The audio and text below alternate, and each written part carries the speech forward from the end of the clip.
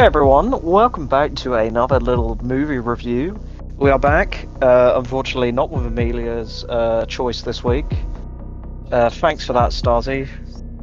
I'm your host as ever, Purple Benite, joined once more by the Obsidian Nook, Petal ASMR. Amelia, my wife, when you say hello. Hello. Do you want me to go into the reason why I'm not? If you want, you can just say your reason. Also, Stasi is here if you could guess. I have chosen to give up my choices at the moment until we either go back to DVDs or Amazon Prime. Prime is next month, so we're hoping to get some of them done. Mainly because, what was the last one we did on It was literally a couple of weeks ago, I forgot. It was No, weren't a babysitter, surely not. Bear with me. Bear with me, guys. We're just going to have to do some back checking. I think it might have been the babysitter. I don't know. I did meet. Oh yeah, yours was the babysitter, Colour Queen. Sorry. So I've gone through my list, and the other films that I want to do, I've pushed them so much. I'm really not bothered at them. Plus, we can do them massively. We can get them nice and cheap, so it's not something we desperately need to do. Yeah. So well. Got Netflix, it's going to run out in a couple of weeks. Like, if you've got more on there you want to do than I have nothing there. So, I said about you having your turns and getting the most out of it, so then we're not wasting money. And then when we go to Amazon Prime, I'm sure there'll be something. And then we can go to DVDs as well, which there'll definitely be something. Yeah, there's a few where I've searched it, and it's just like I've searched for a film that I've seen that's like available on Prime with a subscription. And I'm like, oh my god, there's so many I want to cover.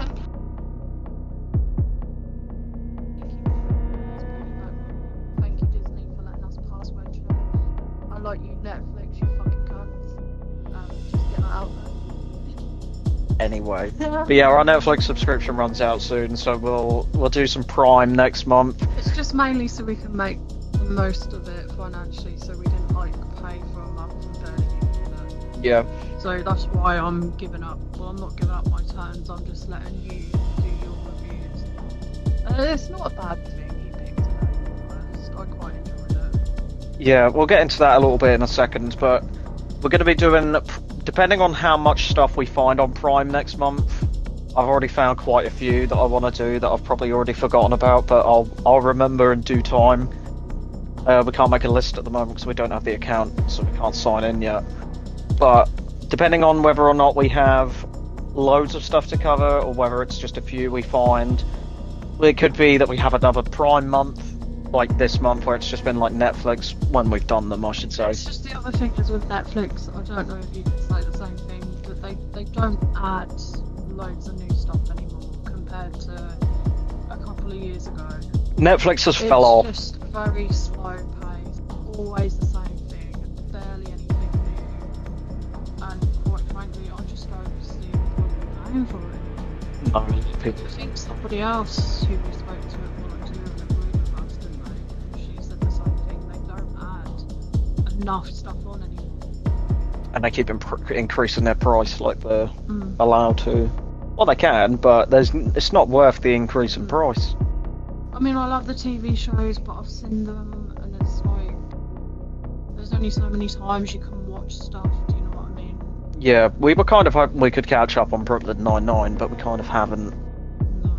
So I'm debating about whether to just get that on DVD now and have that as our TV show in the DVD collection. still got to get through the rest of Fear the Walking Dead. But speaking of The Walking Dead, there's quite a few cast members in this that I will get to when I get to them. Even one I was surprised because he was basically just a background character. But today, once we're done with that side tangent that's lasted like 5 minutes.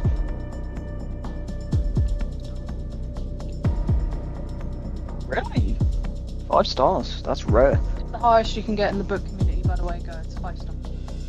5 stars. Also, you can say it everywhere else, that's all you can get. But anyway. And the fucking girl power, man. A strong female lead that isn't so in your face about being a strong female lead. But anyway, we are covering CopShop, a film that I have been having my eyes on since it came out. It came out, I didn't get the opportunity to watch it, kind of forgot about it, and then some time ago when we had Netflix again, I saw it. Well, this came out on Netflix a couple of years ago now, but I was just like, oh my god, put that in my list right now. I wanna laugh at one of the characters. If you all remember them in Ted 1 and Ted 2. Both the Teds. And one of the characters' names is Paula and Teddy. And when she's trying to be serious with Teddy, she's like, yeah. Like, I can't take it seriously because I keep thinking of Ted. It's just that you hear someone called Teddy and you're just like, it's Ted! Teddy's a really stupid name. It's like a teddy bear name. Teddy. Oh yes, a teddy bear. It's like, I can't take you seriously. Here's a silly name for well, spoiler warning now, we'll get there. It's a silly name for an antagonist to have. He eventually does show himself as the true antagonist. Also, one of the characters in the latest series of Fear the Walking Dead who was an antagonist was also called Teddy. Well, his full name is Theodore, but Teddy. So anyway, we'll get into it. It's available on Netflix if you didn't guess. It's directed by Joe Carnahan, and it's also written by him and a gentleman named Kurt McLeod. So we'll get right into it. Spoiler warning, of course, as ever. We definitely probably enjoyed this, so we'll get to the usuals. So, somewhere in what I believe is the Nevada desert, Val, our female lead, played by Alexis Lauder, is getting food with her partner Dwayne, who's played by Chad L. Coleman. Probably best known for playing Tyrese in The Walking Dead. I think he was actually I think he played in the NFL for a long time. But anyway, I know him as Tyrese from The Walking Dead. When they receive a call, Teddy as well, who's played by Frank Grillo, who I forgot to write here, has also made his escape from something we will discuss later. Arriving at a casino, they discover a fight happening between security and patrons. And using her revolver, Val breaks up the fight as Teddy appears, punching her, which prompts her to tase and arrest him. Taking him back to the station, which is going to be our big set piece for the film, of course. It's a film called CopShop, what do you expect? They discover that Teddy has been shot, as Dwayne yells at several police officers. I've just lost where I was reading. Which includes Huber, absolute piece of shit character, played by Ryan O'Nan, and Pena, who's played by Jose Pablo Cantillo, who Morales in The Walking Dead, one of the governor's stooges. Also is in Crank, the Jason Statham films. Anyway, Dwayne receives a call from two officers, two state troopers, who found Teddy's abandoned car, but they are almost run over by a drunken Robert, who is played by Gerard Butler. Gerard Butler, I think is probably the pronunciation, who they promptly arrest. Val gives Teddy some medical attention before Dwayne confronts him about the abandoned car. Teddy gets this one call and calls someone who isn't a lawyer, telling them to get out of the house and leave. Val returns and takes him to the cells as the cops bring in Robert to a cell opposite Teddy, where Pena and another officer mock him.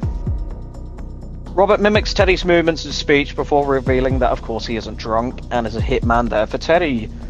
Teddy calls out to Officer Ruby, played by Christopher Michael Holley, who isn't pleased with their noise and leaves. There's some good dialogue there that I can't remember to repeat, but he's just like, you're gonna have a nightmare and it's big and black or something like that.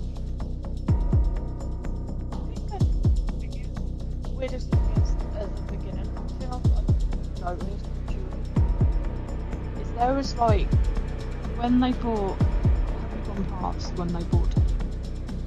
No, this is just it. Okay.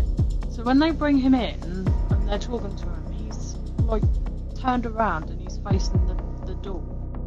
And there was like this black entity, like this black kind of ghosty figure. Did you not see that? I don't think there was a ghost. No, I don't think that's... Like, swishing around as he was watching. What the fuck are you on about?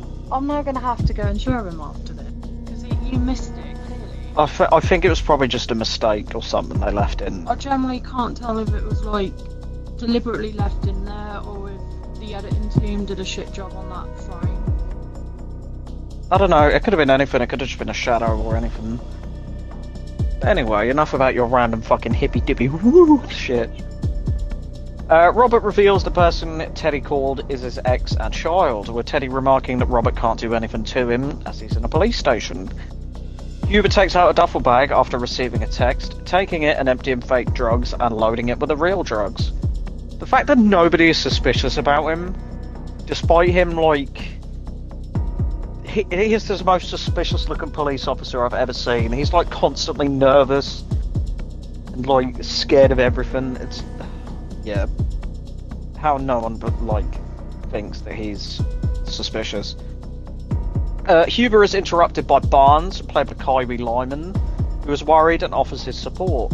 He's a good person, and it's really sad what happens. Lost where I am now, because I looked at you. Pena and Val talk about the murder of an Attorney General who's being investigated by Dina Shire, played by Tracy Bonner. The two then have a fake duel with their revolvers. Pena and Val, not Dina. Teddy attempts to bargain for his life, but Robert tells him that it's too late. Dwayne is furious with Huber's inconsistencies with evidence and goes to look for him, not noticing him hiding and calling the people who text him about the drugs earlier. Something brought in with Robert begins to leak as a drunk Brad, played by Marshall Cook, in the cell wakes up with him and threatens Robert. The smoke alarm sounds and Robert beats the drunken man repeatedly before calling for help. Dwayne responds to the shouting, only to be assaulted by Robert, who beats him unconscious and uses his gun to shoot at Teddy. Before Robert can kill him, Val appears and returns him to his cell before helping Dwayne. Huber and Pena take Brad up to the infirmary, where Val performs a tracheotomy which saves his life. This is disgusting. If you're not familiar with what a tracheotomy is, I think I'm getting it correct. That is where they have to cut a hole into your windpipe in order to let you breathe. Disgusting, but it's a real thing. I think that's what it's called, I could be wrong. Hubert takes another call before heading to the front desk, where he discovers Robert has no prints before Kimball, played by Robert Walker Brancard. I don't know how to pronounce that name. He was a background saviour in The Walking Dead as well. Before Kimball interrupts him. Val gets sick of Teddy's shit, finally getting him to cave and tell his story, and in a narrated flashback, Teddy explains that the AG was killed because he would not submit to bribes from Teddy's employers. Now, I couldn't tell. I believe Lamb killed him, who was an antagonist we'll meet. We don't see the body fully, but it looks like he's been scalped. Because it looks like there's bare skull. And Robert mentions later that Lamb is known for skinning people, which is disgusting. So my guess is that the AG was killed by Lamb, who is fucking insane. Teddy accepted a deal with the FBI, which put a target on his back, alongside with him stealing money from his bosses. During a trade with, I couldn't tell who they really were, undercover officers and corrupt FBI officers, he escaped as they all shot each other. Val calls Dina, explaining the escape, where she has discovered Teddy's family is dead and that she cleaned up the trade's corpses. Oh dear, these people aren't very nice. A van suddenly pulls up outside, driven by a man with balloons. He's a man with a van. The man, Anthony Lamb, as mentioned, Toby Huss, arrives, and Kimball mentions he looks like a man on the system, which is him, obviously. So shoots Kimball in the head. There we are. We finally have some action. He doesn't die immediately though. He like stands up and like staggers around for a minute. I don't believe that could work and be realistic. I thought they just dropped down like a... Yeah, shot him in the brain. That's like... I could be wrong. He does stand up and stagger around before falling over and dying. Some paramedics arrive in response to Brad, so Lamb shoots them to death as well. Pena enters the room and confronts him, only to be shot in the chest and killed as well. Everyone died, like a lot of people die right off the bat here. As he's killed as well as Val arrives and is shot at but escapes into the cells. Huber and Dwayne hear the shooting, but Huber reveals him to be corrupt, shooting Brad and Dwayne to death. It's really sad because Dwayne was quite nice. He was a bit yelly, but he was a nice guy. Lamb pursues, firing repeatedly into a bulletproof door that Val is behind, rewriting the code for the cell room doors and entering just as Anthony breaks. I call him Anthony here, but I keep calling him Lamb. As Lamb breaks the glass. Entering the cell room, Val realises she has been shot in the stomach by her own gun ricocheting. Which is probably quite a common thing to happen. Lamb appears at the glass of the door, recognising both Teddy and Robert, with Lamb saying that the contract both he and Robert have is competitive, basically meaning no holds barred. Bless you. No holds barred, everyone is a target, basically. Val attempts to radio for help, but receives no response from any of the other officers. Once Lamb wanders off, Huber appears at the door, failing to let himself in due to the new code. Huber claims that everyone is dead and that he didn't hear Val's cries for help over the radio. Val confronts him about searching for Robert's prints earlier and somehow mysteriously knows Robert's real name, despite him being brought in as a John Doe. Do you know what a John Doe is?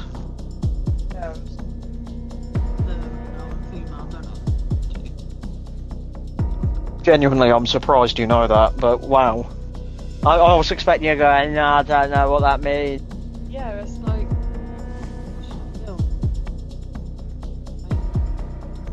Isn't that the exorcism of Jane Doe or something like that? They can't identify it. Yeah, basically, if they've got no way of identifying them, no ID or anything that they can just get, they just call them John or Jane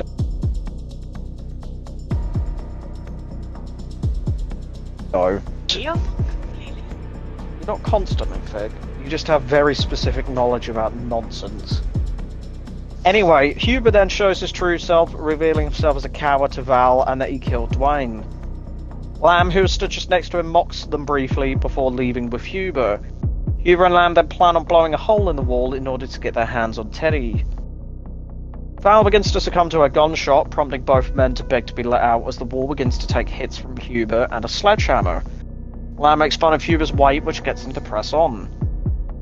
Val eventually throws the keys to Teddy, who takes Val's revolver to go get a trauma kit for her. Robert gets Teddy to confront Val over lying to him about his family being alive and causing her to confess. Teddy instead goes over to Robert, who knew that his family was killed by Lamb, due to Lamb being an accomplice of Robert and was in the area at the time. Barnes and Ruby return to the station and see the chaos left behind. Hearing the sounds of the hammer, they confront Huber and Lamb, only for Lamb to shoot Ruby to death and wound Barnes. Barnes pleads for his life, but Lamb insists that Huber shoots him, which he nearly does until Teddy breaks in and accidentally shoots him in the head, trying to kill Huber. You believed that Huber actually did shoot him, but no, it was Teddy breaking in and shooting wildly. Yeah, that was very sad. It's a very sad scene of these, like, side characters. Back in the cells, Robert persuades Val to free him by saying she would want to see her spouse again. Teddy stalks after Lamb, who turns off the lights and fills the locker room with steam. Huber is also hiding in there, attempts to run, but is found by Robert, who beats him and hobbles him, which is a term you get to learn now. That is what happens when you basically cripple someone, shooting them in the legs, before tasing him repeatedly. Now, to give you the full events, he shoots him in the legs, steals his belt, tases him multiple times, and then sprays pepper spray into his kneecap bullet holes. Deserves it. He deserves it, he's a prick. It's disgusting. Lamb mocks Teddy and accidentally shoots and kills Huber after believing him to be Teddy. It's probably the only reason why they got a long-haired guy. This gives Robert the chance to jump Lamb and beat him senseless before stabbing him in the neck with his own knife. I just realised I can't remember actually crediting Frank Grillo as playing Teddy.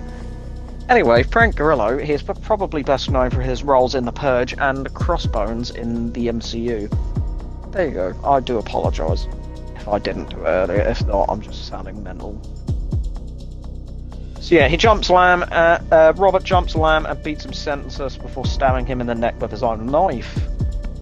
Teddy arrives, so Robert offers for Teddy to kill him to avenge his family, which he accepts by shooting him multiple times just off screen. He shoots Robert, badly wounding him before he dumps Val's gun and grabs some gas cans to burn the place down. Making his exit, he discovers that Val has tended to her wound, so she confronts him as he eats her lunch. Val draws Pena's gun and shows him the bullet that she pulled out of herself, as well as having pulled him for backup. The two of them have a shootout as the fire spreads, with Teddy escaping into the police armory. Teddy fires at her with an assault rifle, but she grabs a pistol Dwayne bought for someone. This was way back at the start of the film, using it to shoot him in the chest and knock him off a balcony. He recovers and continues to shoot at her, but she runs out of ammo before she can finish him off. Finding a spare round left behind on Pena's desk, she uses her revolver to shoot him in the back, knocking him to the ground. She then grabs Teddy's rifle, but unfortunately, because this character is still in this film, is shot by Dina, who has just arrived. Just in case you forgot she exists. I mean, I don't get why she was in the film. She was a pointless side character that was sort of shoehorned in. Twice. There's like the news report, her like covering up the bodies, and then at the end. Before she can kill Val, Robert appears and shoots her dead. She literally shows up to die at the end. Just in time before killing Teddy with a shotgun. Literally fires about 4 shells into him, which is brutal, but it's mostly off screen, unfortunately. Not even a corpse. He helps Val to safety as emergency vehicles arrive before making his escape.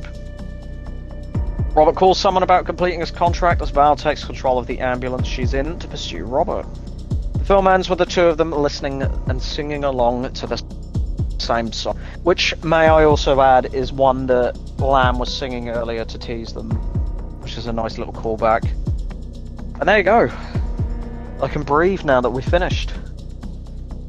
So, we definitely enjoyed this film, surprisingly. I knew I was going to enjoy it because I'm a big fan of like Bullet Train, and that's what this film reminded me a bit of. But I was watching it, well, I was looking forward to it for a while, didn't end up watching it, and then forgot about it. What did you think? Because you seem to, I think at one point you actually were like, I'm actually liking this. I did enjoy it. I really liked the female. Yeah, I think everyone had a good time. I think all of the cast, even the side characters, did a good job of either just being comic relief or pieces of shit. But definitely really enjoyed it. The best kill we agreed will be Huber. It's difficult to really pick who gets best kill because it's just like a lot of gunshots, but this piece of shit just got the... What he considered killing his friend to have children. And if it crosses your mind. To be fair, Lamb gave him the choice of either he was going to unload a full submachine gun into his face or just one bullet. So, one choice or the other.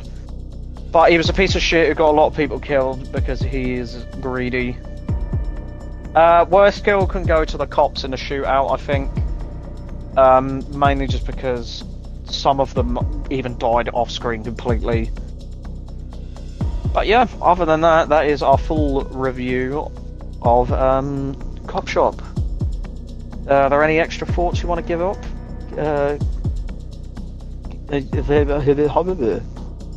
Is there anything else you want to say before we wrap up? Ooh, spoilers for the letterbox. But anyway, thank you ever so much for listening to us ramble on for the past God knows how long, like nearly half an hour, I think. I've been your host as ever, Peppermint08, joined once more by my wife, the obscene Nook Pal ASMR. You'll find her link in the description alongside all of mine. And we'll presumably see you soon for another of my choices off of Netflix. So yeah, we'll see you then.